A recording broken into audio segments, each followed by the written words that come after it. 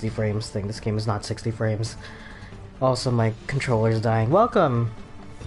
Well first, I need to turn the audio back down again.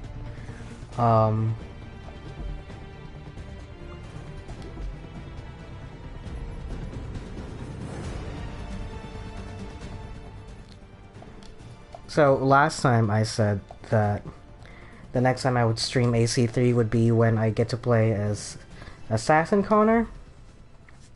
And, we made it. I was remembering the game pretty wrong. You don't... It's not the 2/3 of the game you play as Haytham, it's like more like a quarter. But still, that's like a significant amount of time. And you don't actually get to put on the Assassin's robe, so here I am. You don't actually get to put the Assassin's robes on until sequence 6. Which, there are 12 sequences. And these are like boss fights, pretty much. They don't count. So, let's be generous and say 6 sequences. That's like halfway through the game before you get to be Guy on Box. And I haven't spent a huge amount of time with this game, but I've spent an adequate amount of time with this game to give my thoughts on it. I don't know if I want to get into more in depth about it. I've never really done like an edited review style video, but I'll say that I've been noticing a number of things as I was playing the game. Number one,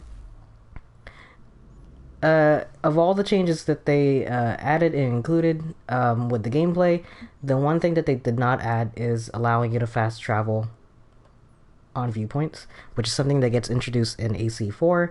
I don't know why this is a thing. I do kind of get it because part of the mechanic is the underground tunnel system, which would kind of nullify the need for the tunnels if you can just fast travel through the viewpoints. I get that, but I feel like it could have been done a little bit better.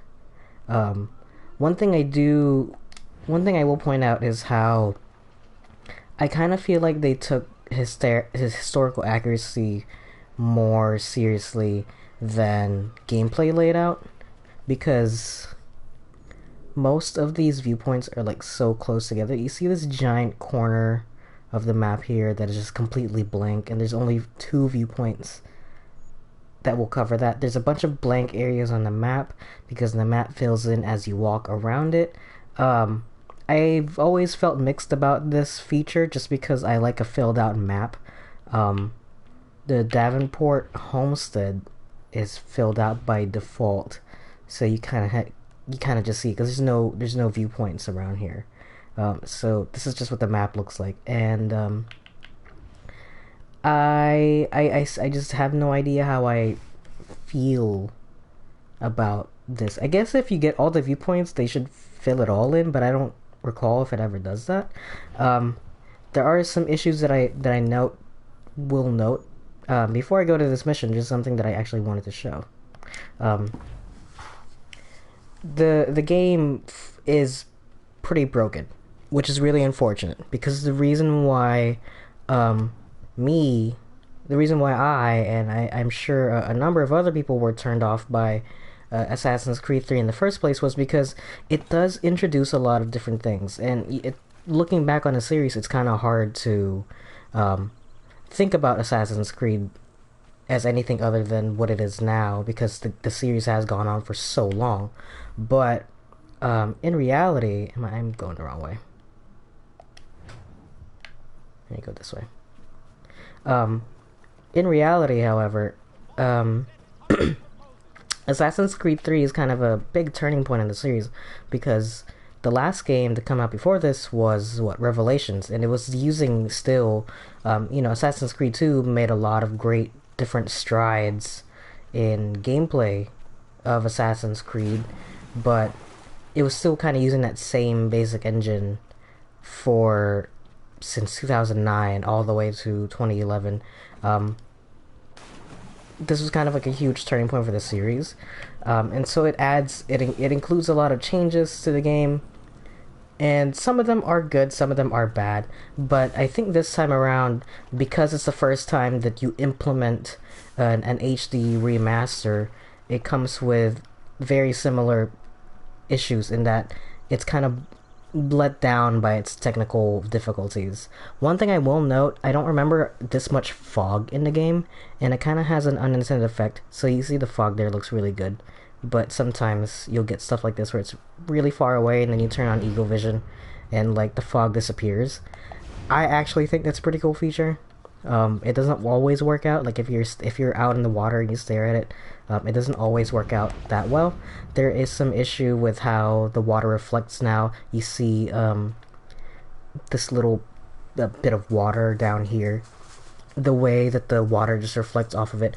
I don't know. It's not quite clean, but that's a very minor nitpick. You saw me just walk out of the border, by the way. This was a glitch that existed in base AC3 as well. I remember doing it. You just kind of walk out of the map.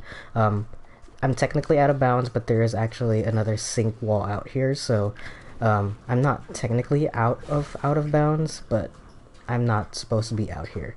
And this did not get patched. It's not that huge, but there's something else that did not get patched, which I think is quite frankly unbelievable to me, because it was kind of not egregious, but I thought it was like, holy shit. I don't really see a lot of people talking about it, but I'm sure I oh no. Oh.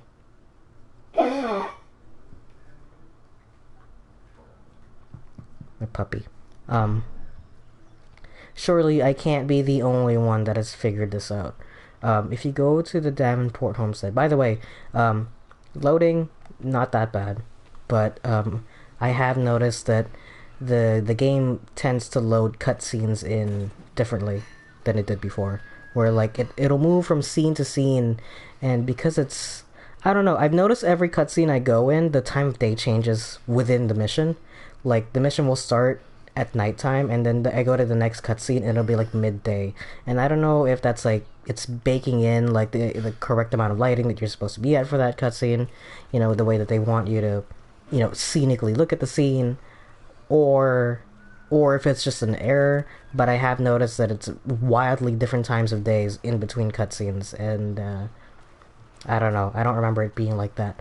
But here's another glitch that existed in base you know, last generation of Assassin's Creed 3. I don't remember this desync wall being all the way up here, but you can just go out of here, and you can see the world just ends. This is just on the Davenport homestead. This is weird to me that the world just ends out here. Like, this is the edge of the map. Like, usually there'd be like, you know, some low resolution texture or whatever, maybe even a waterfall or whatever, but you could still have the desync barrier here, it'd be fine. But the world just, it literally just ends down here. And as long as I don't stray too far all the way over there, I can see the backside of this entire map. I think they patched it so that I cannot actually go around this entire map all the way, but it's a little, yeah, it's a little weird, don't you think? So I don't know. My issue, this loading screen, by the way, is the thing I'm talking about. Where like this, I rarely saw this in the base game before, but now I see it all the time. It's because it's loading in the new assets. Just something that I've noticed. But the game is plagued with the same problems that I had with the original Assassin's Creed, because, like, you know, I was never gonna change my mind on the story. Actually replaying this game has kind of made me, you know, affirm my thoughts on the character. Connor just kind of comes off as uncharismatic, kind of bland, and you spend a good amount of time with a different character altogether that seems a little bit more interesting. Haytham's not the best character. I don't understand the love for Haytham, but I guess if you compare him to Connor, then yeah, I understand. But Connor comes off as bland. Not only that, but you get introduced to him in like sequence 5 out of 7 of the game, or sequence 4 out of 12. I don't know why I said 7, but sequence 4 out of 12. You don't meet him until a quarter into the story. So this character that you have already established as your main character just leaves, and you get introduced to the actual guy on the box. And you don't even get introduced to him as the guy on the box. You get introduced to him as little boy playing hide and seek. And then he comes home, tragic backstory. They kind of rush through his character development in a way, because I feel like they should have given him more time. Like, I didn't care about his village burning down because I didn't spend enough time in it. I spent more time as Hatham. I remember my thoughts back then were like, you know, where's Hatham? Why am I not playing as Hatham? Of course I knew why, but also I was just like, why did they start the game out like this? Kind of this tragic backstory, and it really seems like they were trying to do the Ezio story again, but this time with a character more akin to Altair, where Ezio was kind of a hot-blooded character. Now you have Connor, who is kind of calm and cool and collected, and it just doesn't work out. He kind of has his vengeance on him. He does kind of come off as a little bit naive, which is, it's a very unique aspect of his character. He's kind of just a realist in a sense. He's kind of more like not a realist, but like he's more of an idealist. So just like, well, if people are having a disagreement, maybe they should just stop. And like, yes, it comes off as a little bit naive, and that's not my issue with the character. My issue with the character is that his introduction comes off as very, very plain toast. Gentlemen, shall we be off? No. What's the matter? I have spent today drawn from one bit of madness to another with nothing to show for it. Before I go any further, I would like to know exactly what it is you intend. Of course. First, we make our way to Nathaniel Bradley's house to fetch the rest of our little group. Then it's on to Griffin's Wharf, where we board the ships and dump the tea. Simple as that. Simple seems a bit charitable. Cheer up, Connor. For tonight, we are all victors. The Sons of Liberty get to send a message to England, and you rob William Johnson of his financing. Your village will be saved. I've an idea. Why don't you lead the way? That should keep us out of any further trouble. Am I right? Here's where it starts, where Connor just gets shoehorned into major Revolutionary War Damn it, more guards. events. Actually, they pin the whole Boston Massacre on the Templars and the Assassins, and now we're doing the Boston Tea Party with the Templars and the Assassins, and I don't know quite how I feel about it, if I'm honest.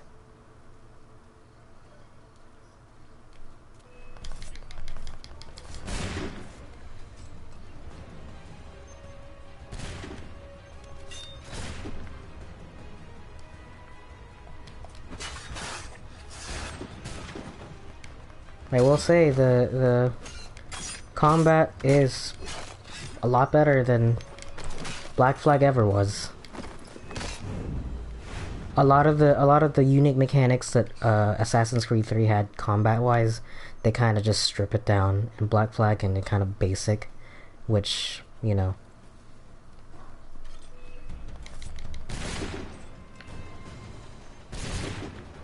not the biggest fan of that.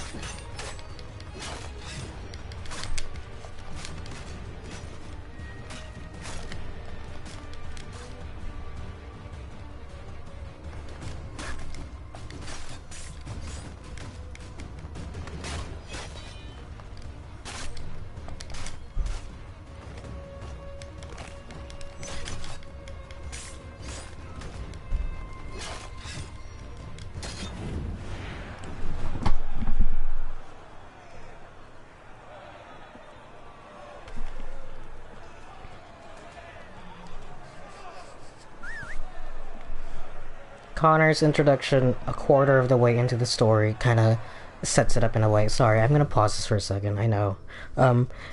I'm not done ranting. Connor's introduction in the story, a quarter into the narrative, kind of sets it up as you're now following this new character, and you're not really given any ample time to form a connection with the people around him. So I didn't really feel like I had any adequate emotion to employ for when his village burnt down. I didn't really know his mom all that well. She was in the last two missions of the last one. Charlie, get up on the bed. You only ever want to hang out when I start recording. The issue I take with Connor is that his motivation feels a little bit forced, a little bit too fast. It would be more believable. I would have believed it more had I spent the amount of time with him as I had already done with Hatham. Like, if the game had already started with Connor the whole way through, and then I get to sequence 3 or 4, and then the village burns down, and I'd be like, yeah, you know. And to be fair, Assassin's Creed 2 kind of does a similar thing where your entire family kind of dies like almost immediately in the beginning of the game. The difference there is that you have missions with each of these people, so you kind of get an idea of what your character's relationship is with these people before they eventually get killed off. An entire village burns down in front of your face. You hardly know any of the names in there, and then the next sequence is they're all grown up, the village is back, and then you're just gonna leave again. Not to mention the fact that when you're a kid, Charles Lee gets reintroduced, but this time as the villain, and he kind of goes from during Hatham kind of goes from this piddly like, oh sir, I'll be your number 2 kind of guy, like like I'm gonna like bootlicker, like 100%, like very very docile, I'm gonna prove my worth, and then he just becomes this rotten villain out of nowhere for no reason whatsoever.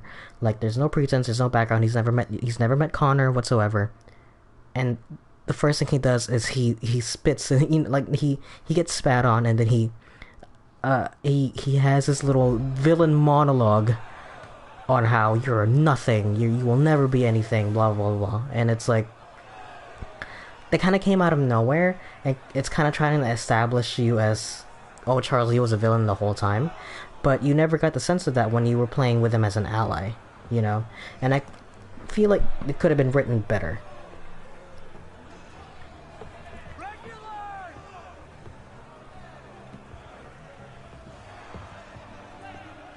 We need to keep those bastards at bay while the tea is being dumped. Let me up. I'm yours to command.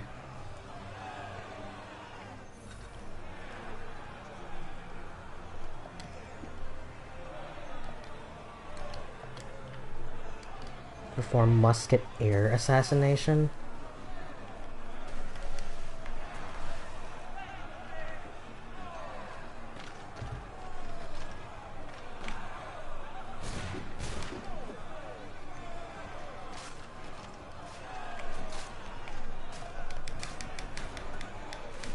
Fuck me.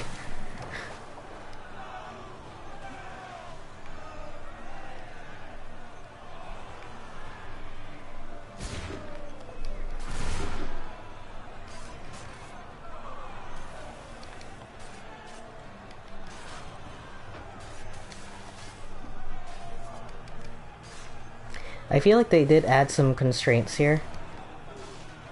One of them was the low-profile assassinations that I saw from earlier. A lot of these characters are getting introduced with the idea that you should know who these characters are, like Paul Revere. And that's fine. That's fine by me. Cause I know who I know who Paul Revere is, but someone else might not, you know what I mean?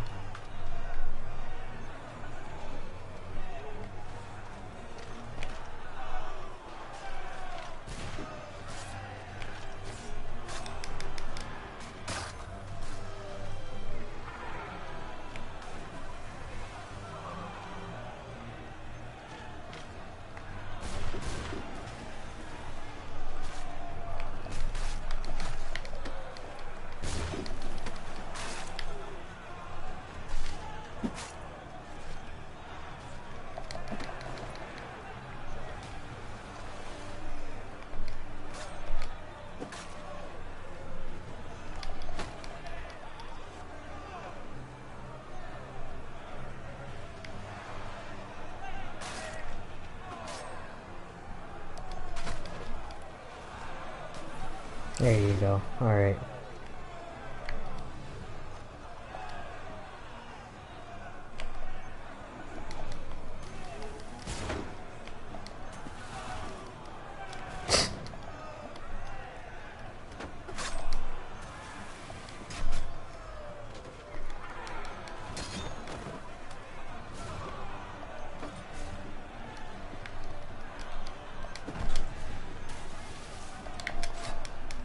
This game does not let you rest.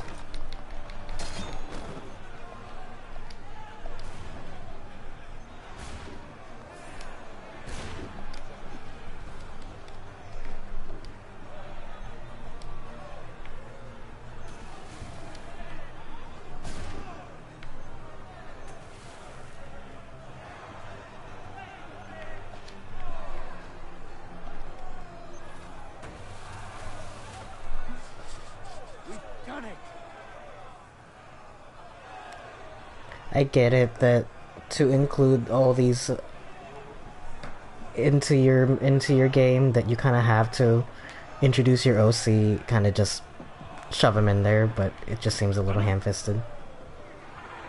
We saved the last one for you.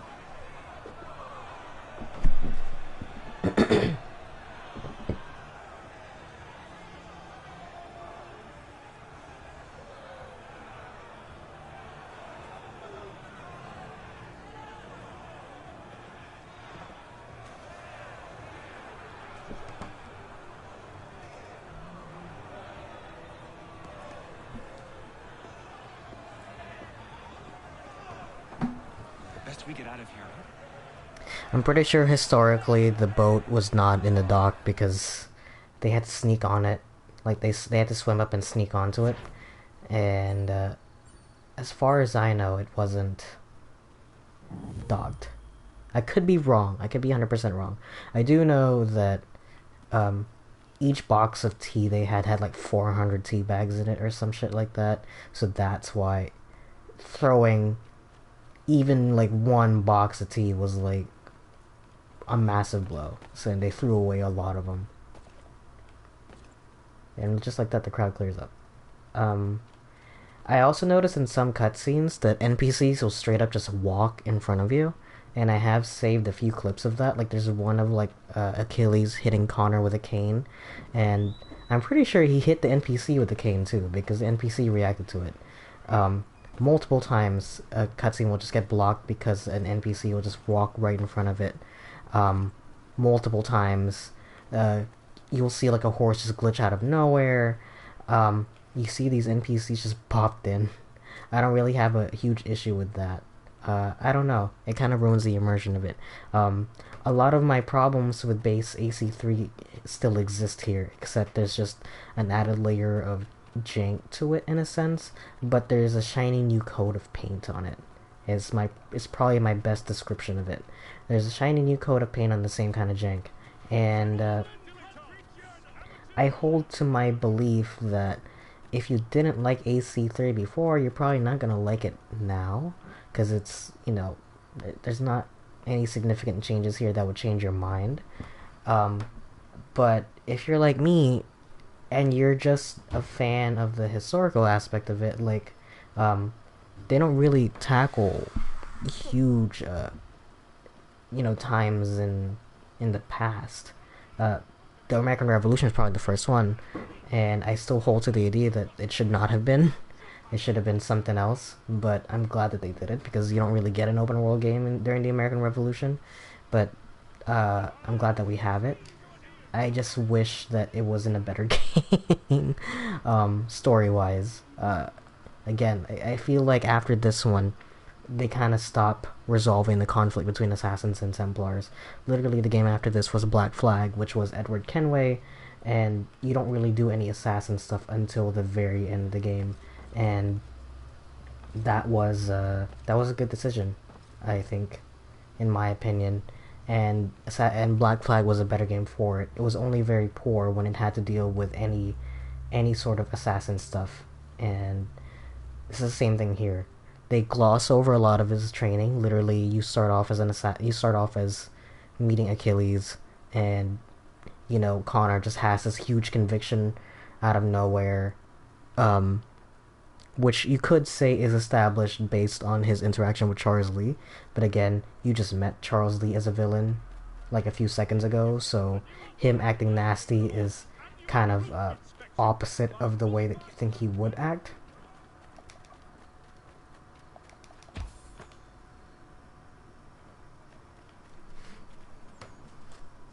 Due to your prior preconceptions of this character. Even though you know he's a villain, the idea of this game is that not every single Templar is a villain, not every assassin is a hero, and I feel like they would have benefited by having you show an assassin who was kind of a dickbag, and having you show a Templar who was still pretty good.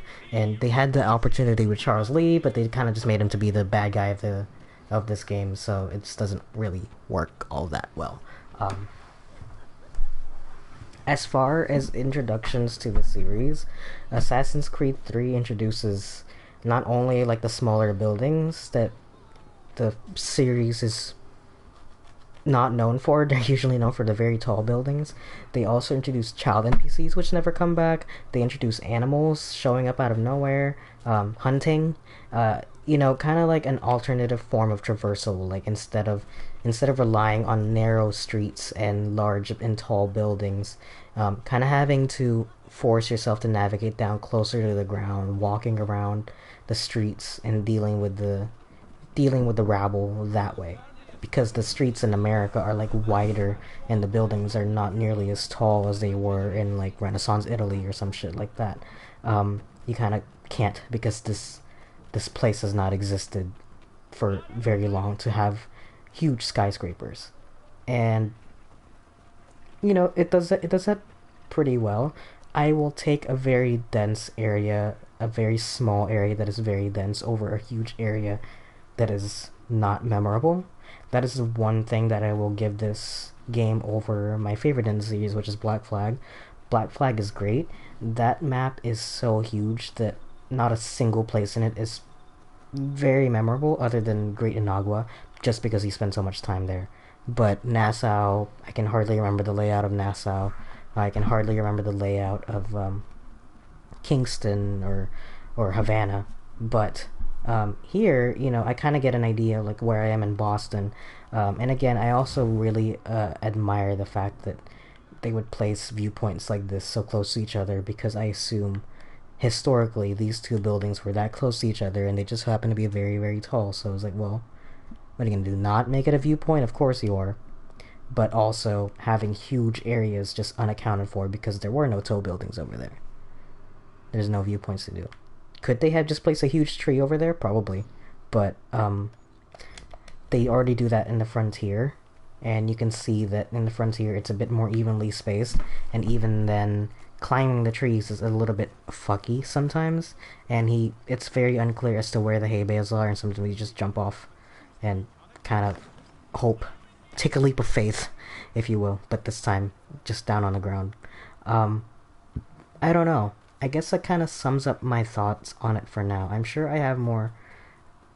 If I could write my thoughts down, it would just parrot back most of what I've already said here. I have thought about this for a little bit. There are just some things that I just dislike, in a sense, in the game, but that I feel like has always existed. Like, those issues never did not present themselves. Like, my issues are with the story, which you can't really change that. My issues with the gameplay structure, which you can't really change. The fast travel system, which you can't really change because it's baked into the game. I guess I'm just used to the new mechanics of the game in that sense. So, I don't know. We'll see how it goes. I still do honestly dislike the fact that you don't actually become Connor Assassin until... Leave me be. I never agreed to be a soldier. Until like much later into the game. But these recruiters are relentless. And by the time you do put on these assassin robes, you don't really you don't really get a sense that you earned it, because you kind of skip over all the montage of training to be an assassin. You don't really get that sense of progression or growth as Connor, because they spent too long trying to establish the villain team that the amount of time you spend with the hero team is kind of lacking, in a sense. I don't know.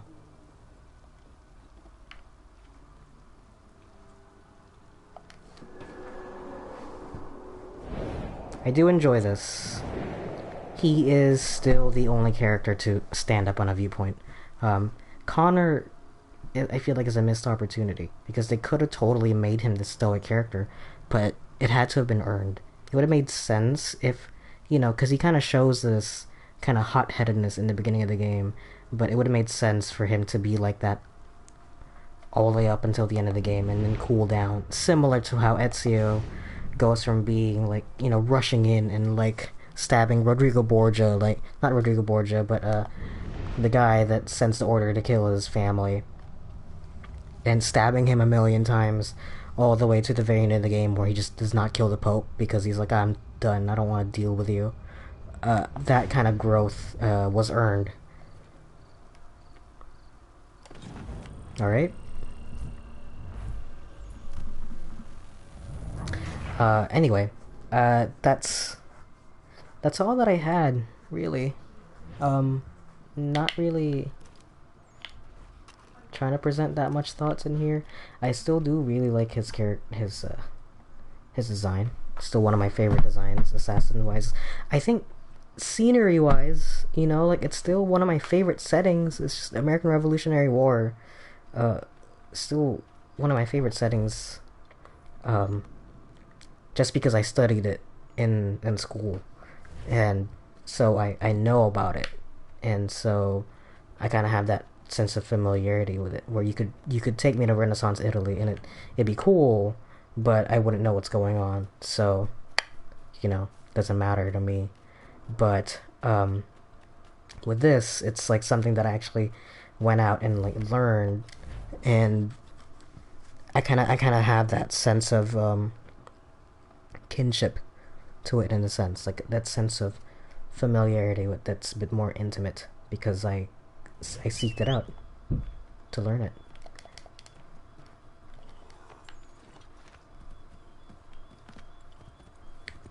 The frontier is interesting. It's the way that they can have like a big old map without having a big old map. I guess. Am I going back to? I am going back to the homestead.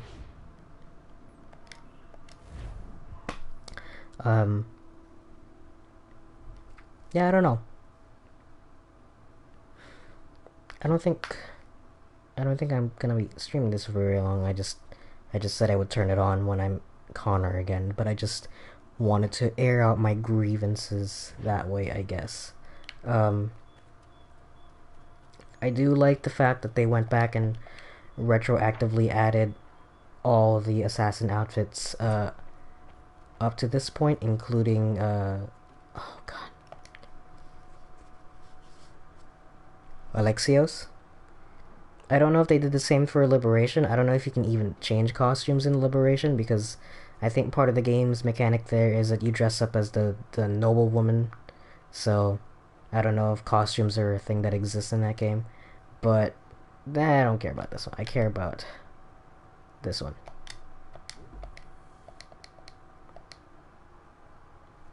This one's cool.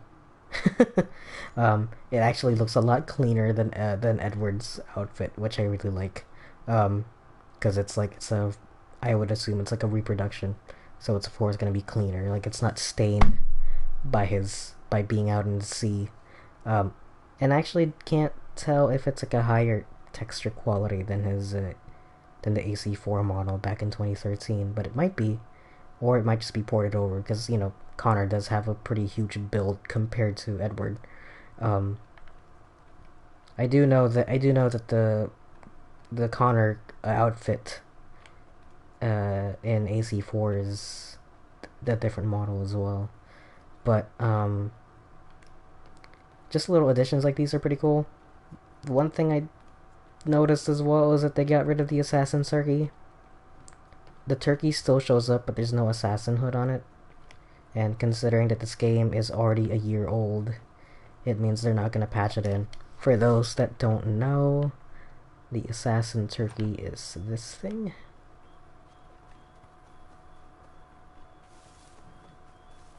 Where is it?